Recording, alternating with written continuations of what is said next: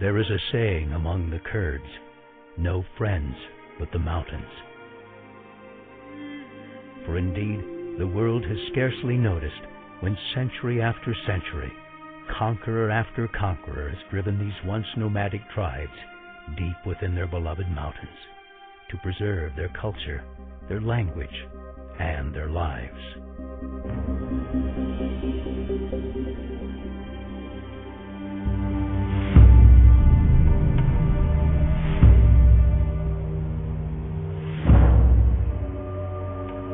Hidden in the shadows of history, resistance against repression became the Kurdish way of life, until atrocities inflicted by a dictator named Saddam Hussein sent shockwaves throughout the world, causing people of every nation to ask, who are the Kurds? For many, awareness arrived on Bloody Friday in March of 1988, when Saddam dropped poisonous gas on the Kurdish city of Halabja, killing 5,000 within minutes, followed by 7,000 more as the bombing continued for days. Halabja was not Saddam's only chemical attack against Iraq's Kurds. It was simply the worst, captured in all its horrific detail, making it a symbol of the atrocities committed by Saddam Hussein.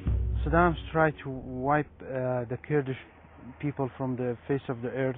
The people in Kurdistan, they are so happy because of the liberation and because now they can live in peace and free. To trace the history of the Kurds, one must begin at the beginning.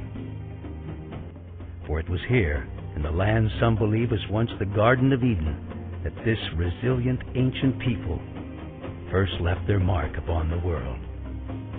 Nourished by the headwaters of the Tigris and Euphrates rivers, archaeologists believe it was within this cradle of civilization that Kurdish ancestors first pioneered agriculture, animal husbandry, weaving, metalwork, and the making of pottery.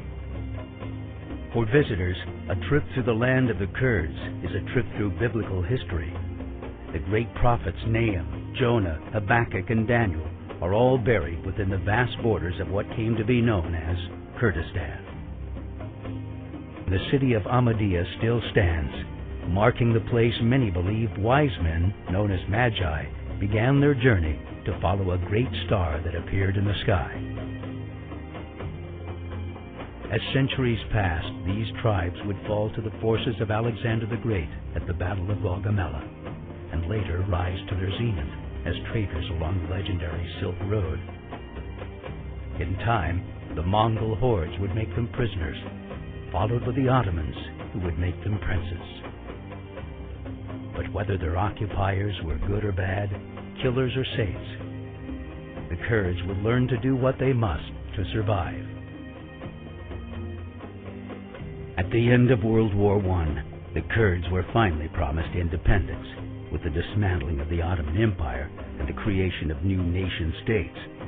Instead, with the stroke of a pen, Kurdistan was parceled out among Turkey, Syria, Iran, and Iraq. Today, the world's 30 million Kurds, equivalent to the population of Canada, make up the largest ethnic group in existence without a recognized state of their own. We are neither Arabs nor Turks and nor Persians. We are Muslims, but we are a different nation. We have our own language, our own history, and our own folklore and everything. The fact that we Kurds are a completely different ethnic group than the Arabs and the Turks and even the Persians. Because of that background and also because of all of the suffering they have seen, they have completely a different mindset. At the time when the central Iraqi regime, before the toppling of Saddam Hussein, was busy with creating weapons of mass destruction, we were busy planting trees and creating new classes at our universities and opening new departments and building centers of education for our children and for our youth. We are trying to build a nation. We are trying to improve the scientific standards of our community. We are trying to spread democracy. We are trying to teach the people how to respect each other and accept the rights of children and women in general.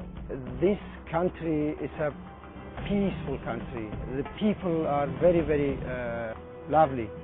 I don't think that our region will be a dam between us and another countries and another cultures.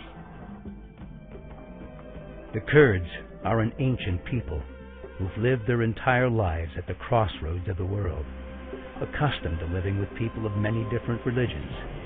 Today, as in the days of old, you'll find in the hearts of the Kurdish people ethnic and religious tolerance. Today, for instance, in Kurdistan, you see churches beside mosques in the Kurdish cities. You know, we have Christians, we have Armenians, we have Yazidis, we have Muslims, we have Jews, we have all types of religions and ethnic groups, and we've been living together for ages. And that shows, you know, how tolerant the Kurdish people are. In the cities of Kurdistan, you'll see not only Kurds, but Arabs, Turkmen, Assyrians, Armenians, Chaldeans, Shia, Sunni, all living peacefully side by side, because this is who they are. This is how Kurdistan has always been, long before the country of Iraq ever existed.